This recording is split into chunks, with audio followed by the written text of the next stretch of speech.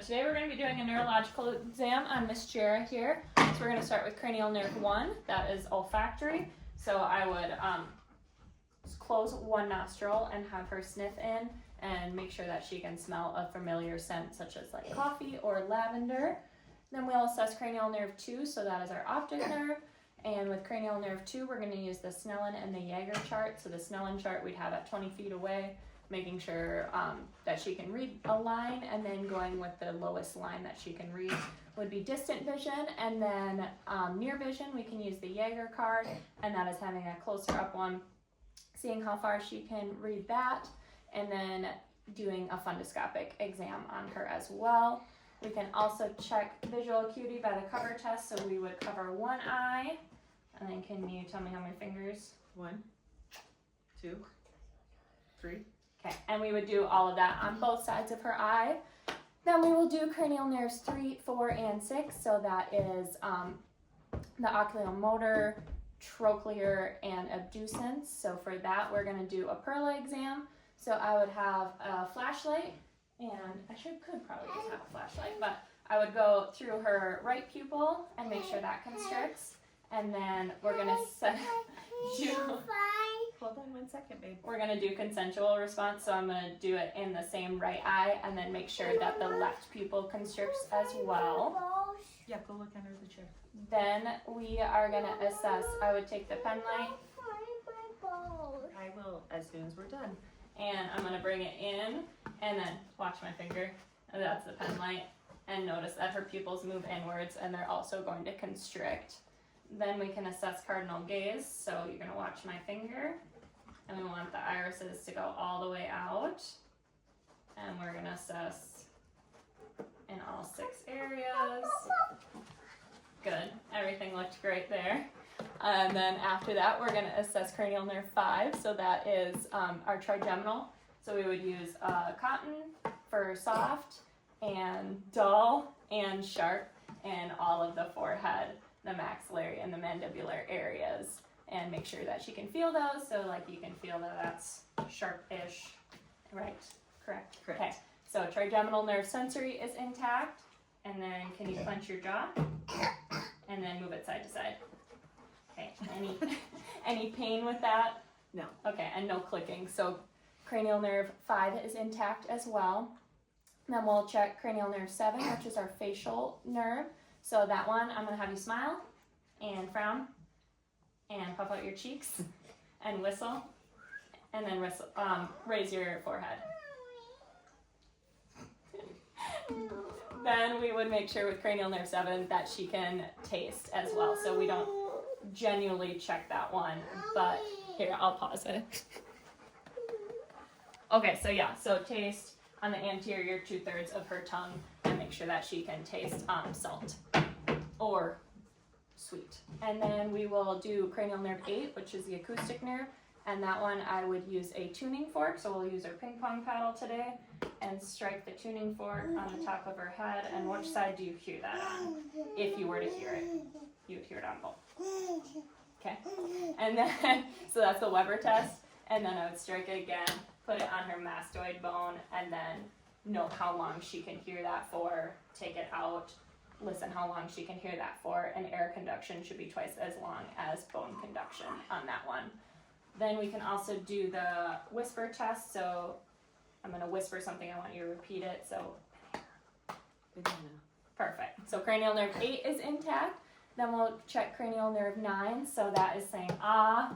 Ah. Okay, and I noticed her uvula moving, and then we'll check cranial nerve 10, so that is, I would use a tongue depressor and touch the back of her oropharynx, and she would have the gag response. And then we'll check cranial nerve 11, so that is, can you shrug your shoulders? Perfect, and move your head side to side. Okay, and then touch your ear to your neck. Good. And strength is 5s throughout. You had no pain or clicking or anything with that. And then cranial nerve 12, we'll have you just stick your tongue out. Perfect. And her tongue is midline. We can have her do side to side as well, but it was midline when she stuck it out.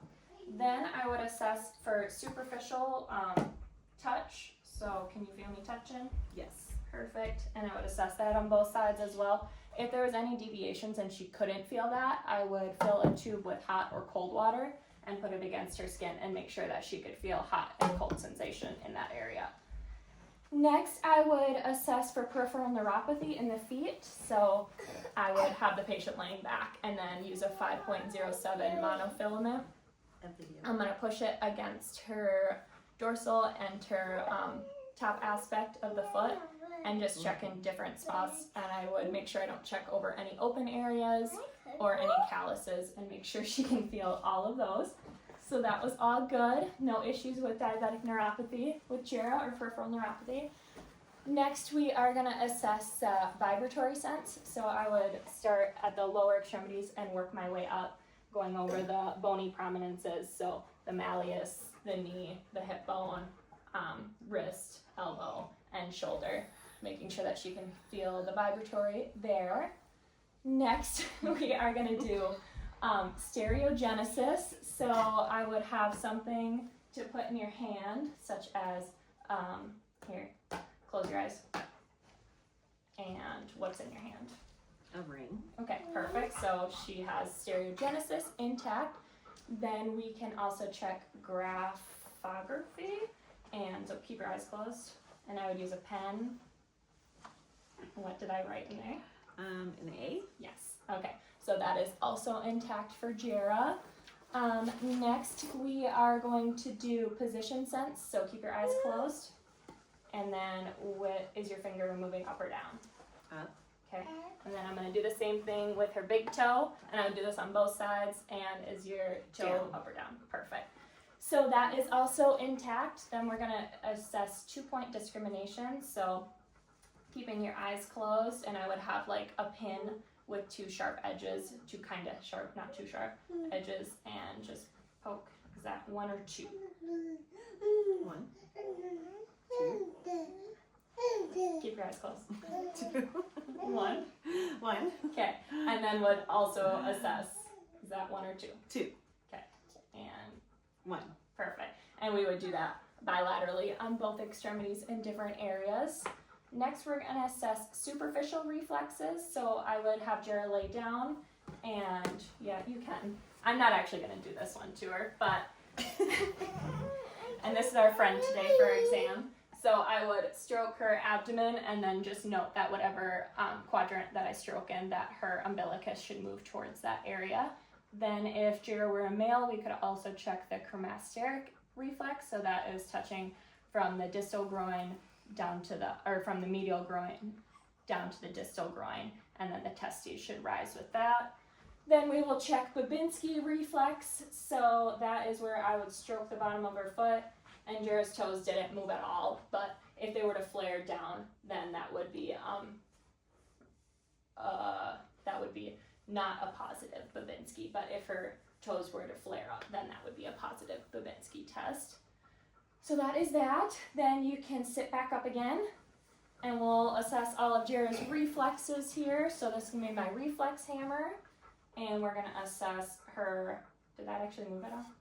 It did. Okay, that's her triceps reflex, her biceps reflex, and then we could check her brachioradialis reflex. Her reflexes are all 2, so that means they're not hyper or hypoactive. They are a normal reflex.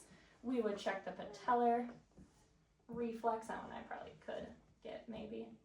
And then the Achilles reflex as well. Then we'll check for ankle clonus. So this is where I'm just gonna, no, you're good. And then you kind of want to be relaxed. And then I'm gonna dorsiflex it up. And then she didn't have any rotating movements afterwards. That would be a positive clonus test. Hers was negative. Then you can stand up. So when Jera walked into the room, I was already assessing her neurological status with her gait. Her gait was normal when she walked through. So now we're going to assess, can you walk toe to heel forward? Okay, good. And then walk back on your toes. On my tiptoes? Yep, on your tiptoes and on your heels. And we wouldn't have a dog or toddler here, you know. And then you can go back. And then can you touch your heel to your shin and down? And then opposite from your shin up, your heel, kind of. Yeah, Okay, and I would have her do that bilaterally. Then I'm going to check the Romberg test, so that is having her close her eyes, arms at your side, and feet together. And for 20 or 30 seconds, I'm just going to monitor that she doesn't have any significant swing of her motion or feelings of unsteadiness. Some slight swing is okay. So that is a negative Romberg test. Then I would also have you do pronator drift, so I'll have your arms supinated. You can have your eyes open. And supinated, and then close the eyes and keep them kind of like straight. Perfect. And then I would note that if she had any pronator drift, if her arm were to start to drop. But that is negative. And then our last couple of tests here, I'll have you lay back down. Elena, I'm sure will lay down with her. Good. And then we're just going to check for meningitis here. So I'm going to lift your shoulders and neck up. Okay. And if her knees or hips were to move inwards towards her body, that would be a positive Brudinsky's test.